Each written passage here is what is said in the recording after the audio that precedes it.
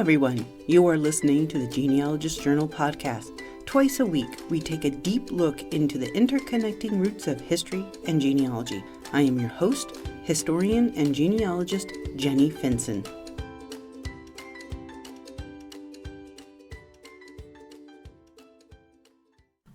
Hello, and welcome back to the show. Today we are going to finish our investigation into the possible murder of Rachel McIntyre. First, we will look at the deposition Lydia Halstead gave on behalf of her stepfather / new husband and father of her newborn child. Her testimony is filled with lies and confusing statements, and an allegation that left me stunned and shaking my head. Then, we will sum up with what we know and draw some conclusions. As always, we have a lot to cover, so let's get to it. Deposition of Lydia Halstead, the State of Kansas versus George Barrett, before A.F. Lane, a Justice of the Peace of Center Township in Smith County, Kansas. Deposition of witness taken this 8th day of October, 1881, to be used in the above entitled action in pursuance to the notice hereto attached and at the time and place herein stated. The said George Barrett, defended by R. M. Pickler, his attorney, and the State of Kansas, defended by A. M. Corn, County Attorney, and therefore said defendant, produced witnesses in the following order in said action to writ. Judge: What is your name? Lydia. Lydia Barrett. Judge: What was your name before you were married? Lydia. Lydia Halstead. Judge: When were you married? Lydia. 6th day of August 1881. Side note, they were actually married August 8th, 1881, and the judge who married them was the same judge who questioned her in this deposition. Judge: Where do you reside? Lydia. Smith County, Kansas. Judge: How long have you resided in Smith County, Kansas? Lydia. 7 years last May. Side note, her statement placed them in Smith County in May of 1873. Judge: How old are you? Lydia. 20 years old the 9th day of last March. Side note, this was an outright lie of her birth date. Her actual birth date was April 23, 1865, which would make her 16 years old at the time of the deposition. She was listed in the 1870 census as 5 years old and in the 1880 census as 15 years old. She's just straight up lying.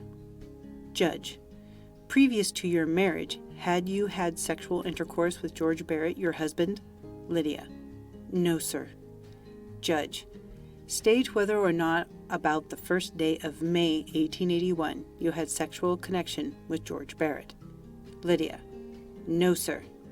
Judge: State whether or not at any time previous to your marriage you had sexual connection with George Barrett. Lydia. No, sir. Judge: State whether or not you were pregnant at the time you were married. Lydia. Yes, sir. Judge: State if you ever had connection before your marriage with any other person besides your husband. Lydia. Yes, sir. Judge: Have you ever told anyone that you had connection with this other party? Lydia. Yes, sir. Judge: Who was it you told? Lydia. My mother. Side note, so she is admitting telling her mother about having sexual relations. Judge: Did you tell anyone else about it? Lydia. Yes, sir. Judge: Who was it? Lydia. Mr. and Mrs. Hauer. Judge: When was it? Lydia. During my sickness, in the evening of September 29th, 1881, the night I was delivered of the child. Side note, this also doesn't make any sense. Mr. Hauer was made Lydia's official guardian when George was arrested on August 6th. Wouldn't they have suspected something was up by the shape of her stomach and maybe asked her about her condition? Judge: Why did you tell them? Counsel for the state objected to the question. Lydia. Because I thought I was dying. Judge: Did your husband know of your condition at the time of your marriage? Lydia. Yes, sir. Judge: From where did you move here? Lydia. From Mercer County, Illinois. Judge. Did you move direct from there to Kansas? Lydia. No, sir. Judge. To where did you go when you first left Mercer County, Illinois? Lydia. To Nebraska. I lived in Nebraska for a year, and from November to April, then came direct to Pawnee Township, Kansas. Have not lived in the same neighborhood all the time. Lived in neighborhood 4 miles northeast of here, was called the Wilson neighborhood. Came to Kansas in 1874 in May. Moved on the claim the 5th day of May. Was 13 on the 9th day of May before we came to Kansas. Was 12 the 9th day of March before we left Illinois in November. Was born in Mercer County, Illinois. Born in 1861. Left Illinois in 1873 when we came to Smith County, Kansas. Our family consisted of myself, my mother, my father was dead. He died in September, but don't remember the year. We were living in Mercer County, Illinois when father died. Don't remember how long before we left. He died 2 or 3 years, I'm not certain which. Don't remember how old I was where father died. About 9 or 10 years old. We lived in the country in Illinois. Our family increased to 3 in Nebraska. My mother was a widow lady when we moved to Nebraska. Side note, some of the above statement is quite confusing, especially with her dates. She states that her father died before they left Mercer County, Illinois. Can't confirm or deny this, but she makes a special note that her mother was a widow, which makes me suspect the opposite. Judge. Did your mother marry again while living in Nebraska, to which counsel for defendant objects? Lydia. Yes, I was going on 13 when my mother married again. She was married in December, and I was 13 the next March. Side note. She is most definitely lying here. 1. George and Rachel Barrett were not married in Nebraska. They arrived in Pawnee unmarried. It was only 4 years earlier, in February 1877, that George and her mother were married in their home by the town preacher. Lydia was 11 years old at the time, more than old enough to remember. Also, her math has some issues. If she was 13 at the time her mother married George, then that would make her 17 years old, instead of 20 years old, as she stated before. The lies. Oh, the lies. Going on. Lived in Nebraska until the next April, before coming to Kansas. We lived in Nebraska from November till December, before my mother married the second time. My mother is dead. Judge. What was your mother's name before she died? To which the counsel for defendant objects. Lydia. Rachel Barrett. Judge. State whether or not she was the wife of the defendant, to which the counsel for the defendant objects. Lydia. Yes, I was 20 years old the 9th day of last March. Judge. State whether or not at the time your mother died the defendant was your stepfather, to which counsel for defendant objects. Lydia. Yes. Judge. State when your mother died, to which counsel for defendant objects. Lydia. Last June. Side note. So according to this deposition, Rachel died June 1881. I cannot confirm or deny this. However, this means that Rachel knew and that Lydia was already 5 months pregnant at the time of her death. Judge. How old were you when your mother died? To which the counsel for defendant objects. Lydia. 20, the March before. Judge. State whether you, your mother, and your stepfather lived together and kept house from the time your mother was married until she died, to which counsel for the defendant objects. Lydia. Yes, sir. Judge. After your mother died, where did you go to? To which counsel for the defendant objects. Lydia. Didn't go any place. Stayed at the same place. My stepfather stayed there and we kept house.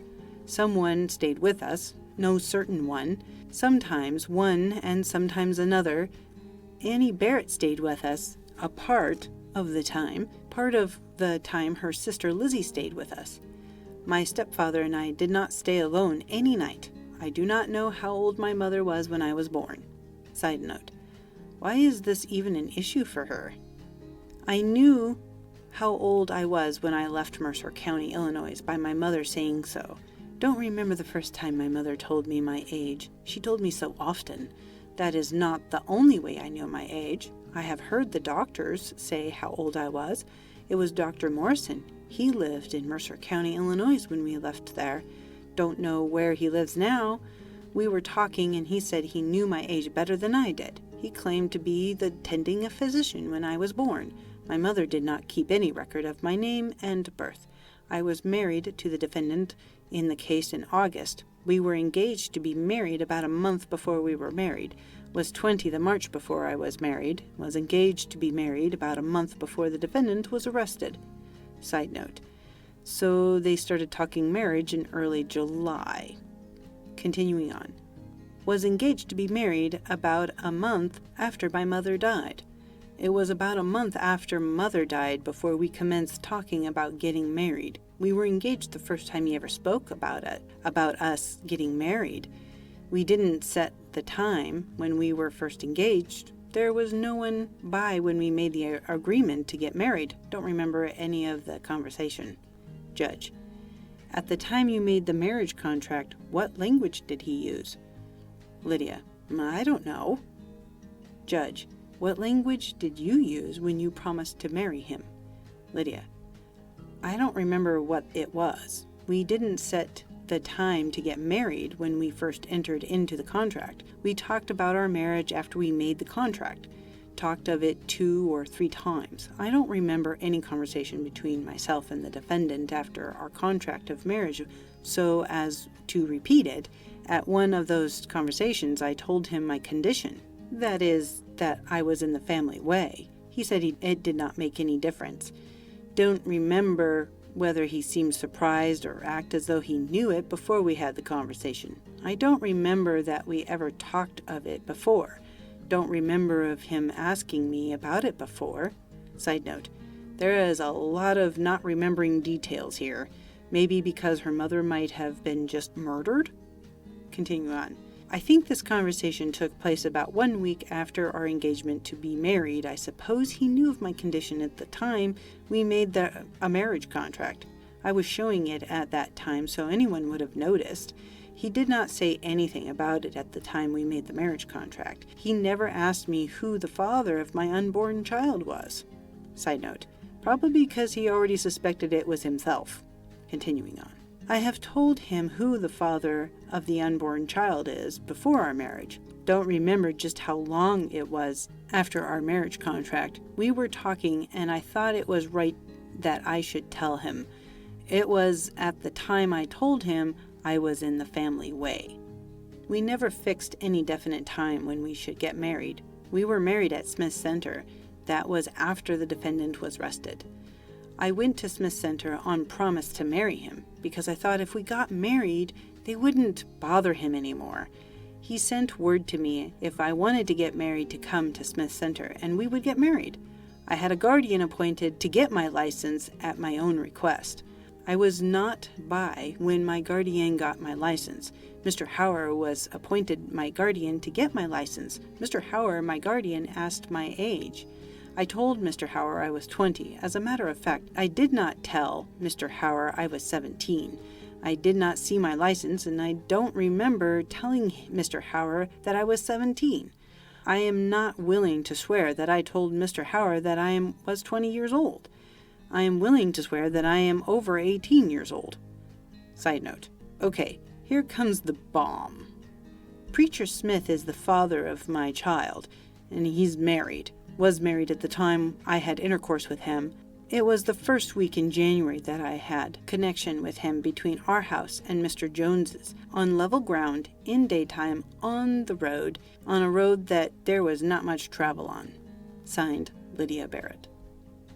Well, that was an interesting twist to the story. You should know that Lydia had it in for Preacher Smith. It was Preacher Smith who would not marry George and Lydia on the account of Lydia being so young. So the Justice of the Peace, A.F. Lane, married them in Smith Center, but that's not Lydia's only reason for seeking revenge on Preacher Smith. The preacher had earlier accused George of killing Rachel by pushing her down the well on their claim. So, let's take a look at this logically.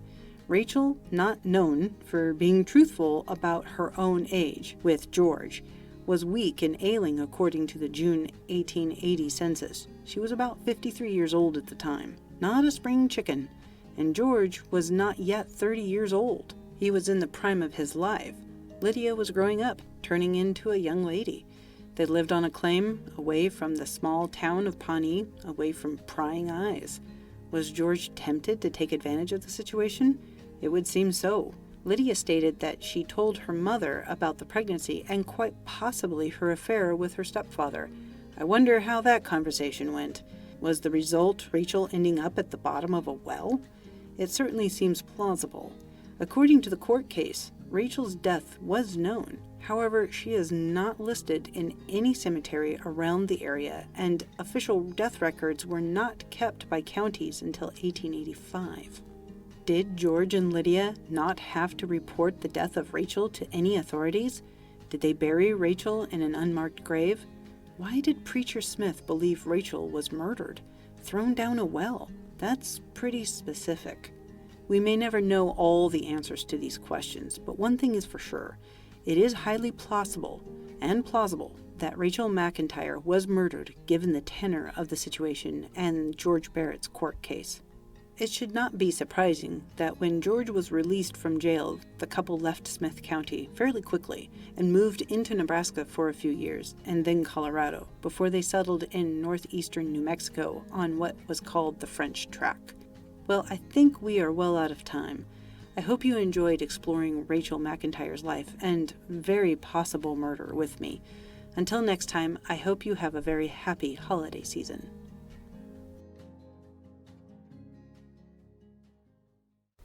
If you liked what you heard here today, subscribe to our podcast on Spotify to hear all of our episodes. Also, check out our website at genealogistjournal.com. Join our community for access to more content, genealogical tips, and dynamic genealogical and historical conversation.